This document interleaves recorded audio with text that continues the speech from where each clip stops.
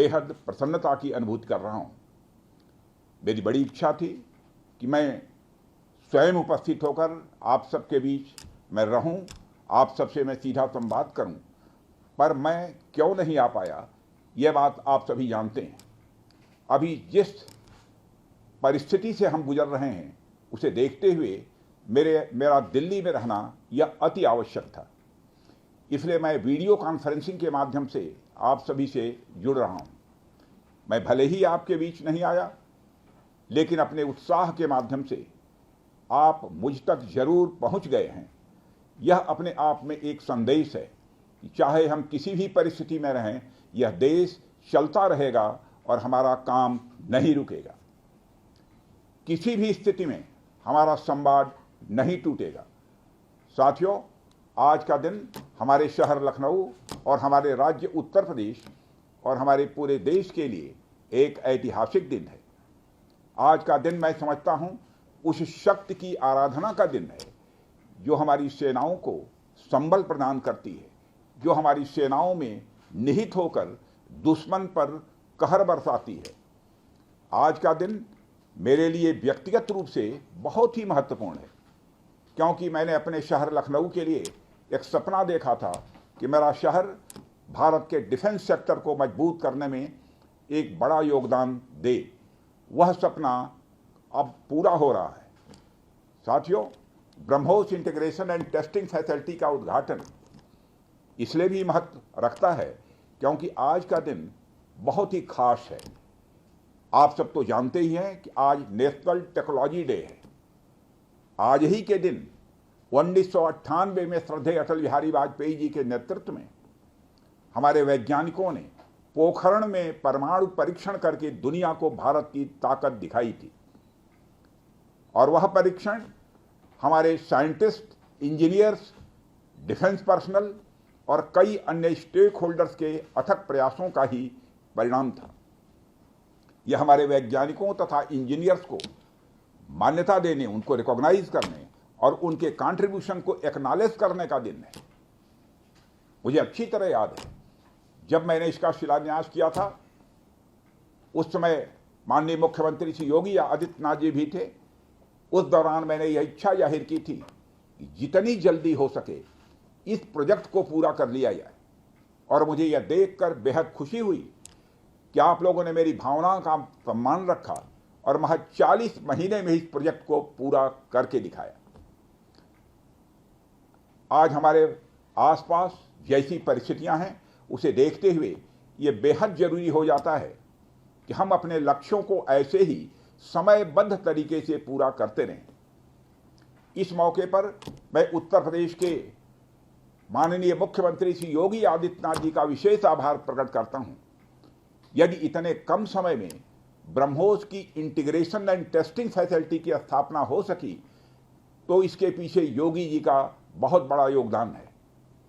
मैं डीआरडीओ, हमारे वैज्ञानिक, हमारे इंजीनियर्स और इस प्रोजेक्ट से जुड़े हर व्यक्ति और संस्था को मैं हृदय से बधाई देता हूं। आप लोगों ने दिन रात मेहनत करके इस इंटीग्रेशन एंड टेस्टिंग फैसिलिटी को खड़ा किया है।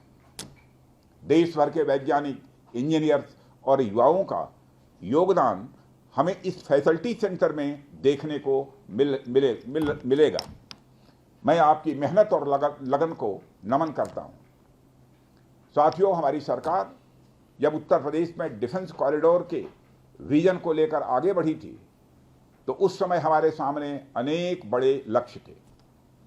उन तमाम लक्ष्यों में से हमारा एक उद्देश्य यह भी था कि हम उत्तर प्रदेश को एक बार फिर देश के प्रोडक्शन सेंटर के रूप में डेवलप करें। यूपी डिफेंस कॉरिडोर लखनऊ सहित कानपुर, झांसी, चित्रकूट, आगरा और अलीगढ़ से होकर गुजरता है और ये सभी नोड्स आने वाले समय में विकास के नए केंद्र बनकर उभरेंगे।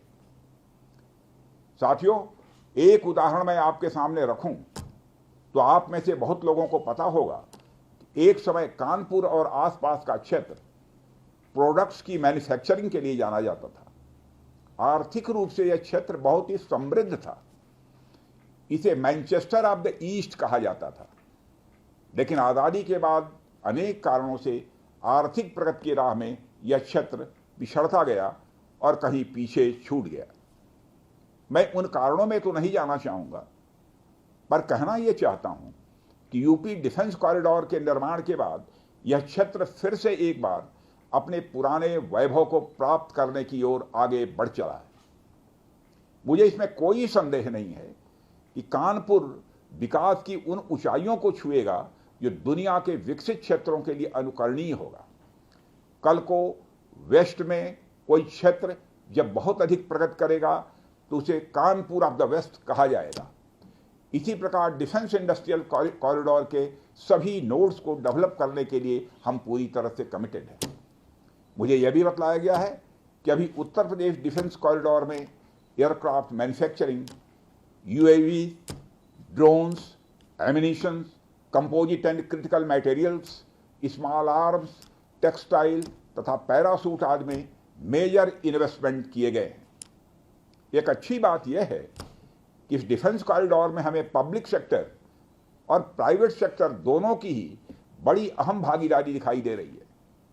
साथियों, जब मैं प्राइवेट सेक्टर की भागीदारी की बात कर रहा हूं तो मुझे यह बताते हुए बड़ी खुशी हो रही है कि लखनऊ में ही पीटीसी इंडस्ट्रीज लिमिटेड द्वारा titanium and super alloy material plants की शुरुआत की जा रही है।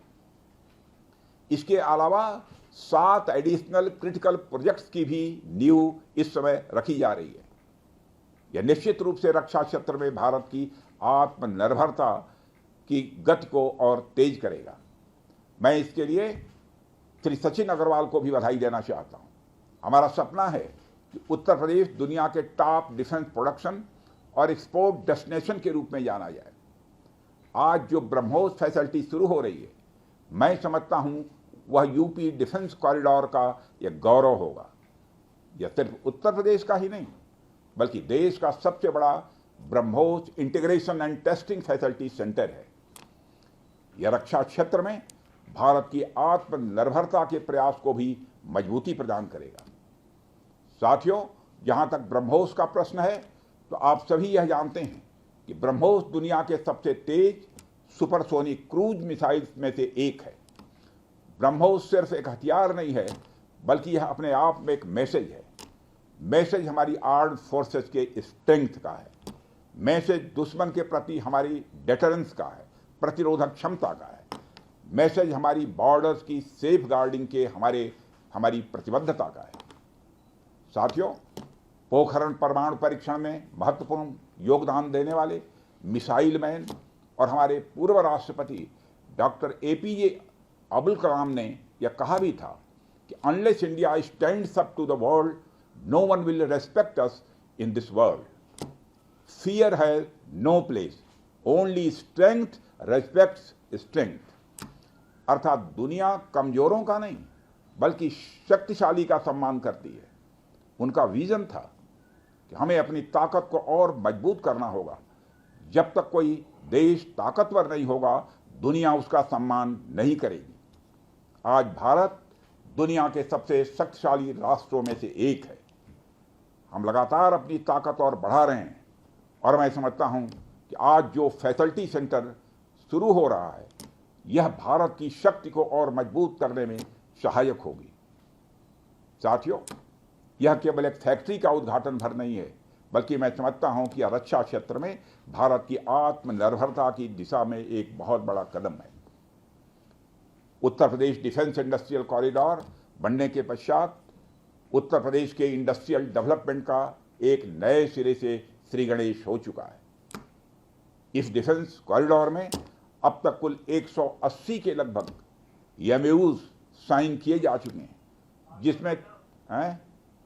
जिसमें 34,000 करोड़ रुपए का इन्वेस्टमेंट प्रपोज्ड है। आपको यह जानकर खुशी होगी कि अभी तक इस कॉरिडोर में 4,000 करोड़ रुपए का इन्वेस्टमेंट किया भी जा चुका है। साथियों, टेक्नोलॉजी डे के दिन इस हाई टेक्नोलॉजी प्लेटफॉर्म फैसिलिटी को इनागुरेट करना अपने आप में एक लैंडमार्क डे है, परंतु इसके साथ साथ यह भारत की नई इनोवेटिव एनर्जी को भी दिखाता है, जिसको हमने पिछले कुछ सालों में गति देने का प्रयास किया है। हम सब जानते हैं कि इस समय टेक्नोलॉजी के क्षेत्र में, खासकर critical high and frontier technology के क्षेत्र में बड़ी तेजी से बदलाव आ रहा है। चाहे सिविल सेक्टर हो या डिफेंस सेक्टर, आज रोज नई नई टेक्नोलॉजी सभी प्रकार के प्रोडक्ट्स या सर्विसेज में क्रांतिकारी परिवर्तन ला रही हैं। हमारे जीवन का कोई भी ऐसा कार्य क्षेत्र नहीं है जहां टेक्नोलॉजी हमें डिसरप्टिव तरीके से प्रभावित न कर रही हो। दुनिया के हर क्षेत्र में इस टेक्नोलॉजी क्रांति ने एक ऐसी उथल पुथल मचा रखी है जहां पुराने सारे अब तक के स्थापित जो नोशंस हैं, धारणाएं हैं, वह तेजी से बदल रही हैं और ऐसे नए परिवर्तनों का आगाज हो रहा है जिसके बारे में पहले हम सोच भी नहीं सकते थे। ऐसे में नेशनल टेक्नोलॉजी डे एक खास महत्व रखता है और इस खास दिन पर डिफेंस के क्षेत्र में एक हाई टेक्नोलॉजी फैसिलिटी को उद्घाटन करना मेरे, आपके और हम सब के लिए एक गौरव का विषय है। साथियों, ब्रह्मोस भारत और रूस के हाईएस्ट डिफेंस टेक्नोलॉजी का एक संगम है। जिस तरह हमारा उत्तर प्रदेश प्रयाग स्थित संगम के लिए दुनिया भर में जाना जाता है, उसी तरह आने वाले समय में लखनऊ भी इस टेक्नोलॉजी के संगम के लिए जाना जाएगा और यह संगम कई अनेक विशेषताओं को अपने अंदर समाहित करता है। आने वाले समय में यह रोजगार के सीधे यानी डायरेक्ट और इनडायरेक्ट अवसर पैदा करेगा। मुझे यह भी विश्वास है कि आने वाले समय में यह क्षेत्र एक ग्रोथ पोल के रूप में उभर कर सामने आएगा।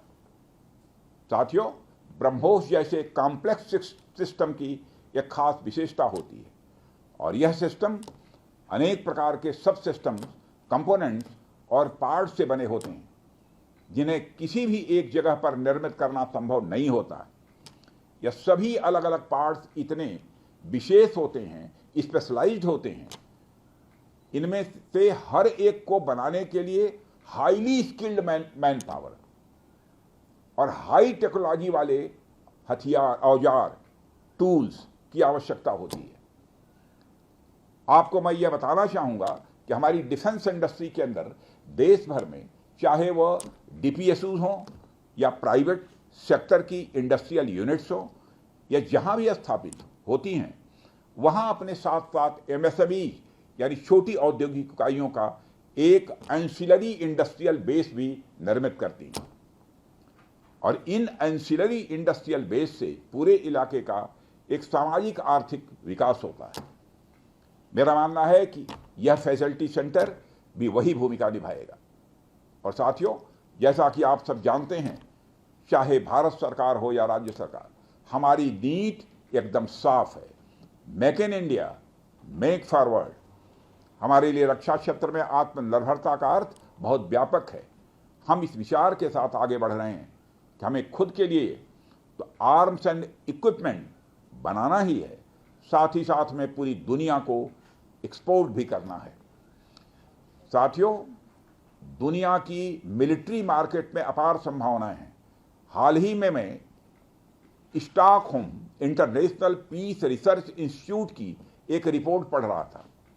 उसमें उन्होंने यह बताया है कि वर्ल्ड मिलिट्री एक्सपेंडिचर 2024 में बढ़कर $2,718 बिलियन हो गया है। आप सोचिए, आर्म्स एंड इक्विपमेंट का इतना बड़ा मार्केट हमारी राह देख रहा है। इसलिए हमें बेहद मजबूती से भारत को दुनिया के लिए एक अट्रैक्टिव डिफेंस प्रोडक्ट हब के रूप में विकसित करने की ओर आगे बढ़ना ही होगा। आज का दिन उस विचार की तरफ बढ़ाया गया हमारा एक और ठोस कदम है। इन सारी चीजों ने मिलाकर उत्तर प्रदेश में डेवलपमेंट का एक इकोसिस्टम तैयार किया है। इसी कारण हम उत्तर प्रदेश में डिफेंस कॉरिडोर का भी निर्माण कर पाए। हमने लखनऊ में डिफेंस एक्सपो का भी आयोजन किया। हमने डीआरडीओ के टेस्टिंग सेंटर DTTC की भी स्थापना की और आज जिस ब्रह्मोस फैसिलिटी का उद्घाटन यहाँ हो रहा है, इस फैसिलिटी की शुरुआत से ही लगभग 500 डायरेक्ट और 1000 इनडायरेक्ट रोजगार सृजित होंगे। यह भी कहीं न कहीं उस इकोसिस्टम के कारण ही संभव हो पाया है जो श्री योगी आदित्यनाथ जी ने यहां डेवलप किया है। यानी हमारी डबल इंजन की सरकार उत्तर प्रदेश में खेल से लेकर खेत तक, कल्चर से लेकर कनेक्टिविटी तक, पुलिस से लेकर पॉलिसी तक और टेक्नोलॉजी से लेकर टूरिज्म तक हर क्षेत्र में विकास कर रही है। इसलिए मैं उत्तर प्रदेश सरकार को पुनः बधाई देता हूं। हर तरीके से उत्तर प्रदेश और भारत के डेवलपमेंट को लेकर हमारा संकल्प, हमारा समर्पण और हमारी प्रतिबद्धता और भी मजबूत होती जा रही है। साथियों, 11 मई को पोखरण से जो आत्मविश्वास प्रारंभ हुआ था, आज लखनऊ में वह और मजबूत हो रहा है। साथियों, अपनी बात समाप्त करने के पहले मैं कहना चाहता हूं, जिन भारत विरोधी और आतंकी संगठनों ने भारत माता के मस्तक पर हमला करके कई परिवारों के सिंदूर मिटाए थे, उन्हें भारतीय सेना ने ऑपरेशन सिंदूर के माध्यम से इंसाफ दिलाने का काम किया है। और इसके लिए आज सारा देश भारतीय सेनाओं का अभिनंदन कर रहा है। ऑपरेशन सिंदूर सिर्फ एक सैन्य कार्रवाई भर नहीं है, बल्कि भारत की राजनैतिक, सामाजिक और सामरिक इच्छा शक्ति का प्रतीक है। यह ऑपरेशन आतंकवाद के खिलाफ भारत की दृढ़ इच्छा शक्ति का और सैन्य शक्ति की क्षमता और संकल्प शक्ति का भी प्रदर्शन है। हमने दिखाया है, भारत आतंकवाद के खिलाफ जब भी कोई कार्रवाई करेगा तो आतंकवादियों और उनके आकाओं के लिए सरहद पार की जमीन भी सुरक्षित नहीं रहेगी। भारतीय सेनाओं ने ऑपरेशन सिंदूर को पाकिस्तान में मौजूद आतंकी ढांचा ढहाने के उद्देश्य से लॉन्च किया था। हमने उनके आम नागरिकों को कभी निशाना नहीं बनाया था, मगर पाकिस्तान ने न केवल भारत के नागरिक इलाकों को निशाना बनाया, बल्कि मंदिर, गुरुद्वारा, गिरजाघर पर भी हमले करने का प्रयास किया। भारतीय सेना ने शौर्य और पराक्रम के साथ साथ संयम का भी परिचय देते हुए पाकिस्तान के अन्य ठिकानों पर भी प्रहार करके करारा जवाब दिया है। हमने केवल सीमा से सटे सैन्य ठिकानों पर ही नहीं कार्रवाई की, बल्कि भारत की सेनाओं की धमक उस रावलपिंडी तक सुनी गई जहां पाकिस्तानी फौज का हेडक्वार्टर मौजूद है। मित्रों, भारत में आतंकवादी घटनाएं करने और कराने का क्या अंजाम होता है, यह पूरे विश्व ने उरी की घटना के बाद देखा, जब हमारी सेना ने पाकिस्तान में घुसकर सर्जिकल स्ट्राइक की। पुलवामा के बाद देखा, जब बालाकोट पर एयर स्ट्राइक की गई, और अब पहलगाम की घटना के बाद दुनिया देख रही है कि जब भारत ने पाकिस्तान के भीतर घुसकर मल्टीपल स्ट्राइक्स की हैं। आतंकवाद के खिलाफ जीरो टॉलरेंस की नीति पर चलते हुए हमारे यशस्वी प्रधानमंत्री श्री नरेंद्र मोदी ने स्पष्ट कर दिया है कि यह नया भारत है जो आतंक के खिलाफ सरहद के इस पार और उस पार दोनों तरफ प्रभावी कार्रवाई करेगा। यह हमारे प्रधानमंत्री जी ने स्पष्ट रूप से यह संदेश दे दिया है। मैं एक बार फिर से BrahMos integration and testing facility centre और इस प्रोजेक्ट में शामिल सभी स्टेक होल्डर्स को हार्दिक बधाई देता हूं। मैं साथ ही पीटीसी इंडस्ट्रीज लिमिटेड को भी उनके एम्बिशियस प्रोजेक्ट पर हृदय से बधाई देता हूं। इन तमाम प्रोजेक्ट्स की शुरुआत पर मैं लखनऊ और उत्तर प्रदेश की जनता को भी बधाई देता हूं, जो इस ऐतिहासिक पहल का हिस्सा बन रही है। अंत में मैं आप सभी का आभार प्रकट करते हुए अपनी बात को समाप्त करना चाहता हूं, और आप सभी से मैं खेद भी व्यक्त करता हूं कि निर्धारित समय पर मैं इस कार्यक्रम में उपस्थित नहीं हो सका, लेकिन देर आया दुरुस्त आया।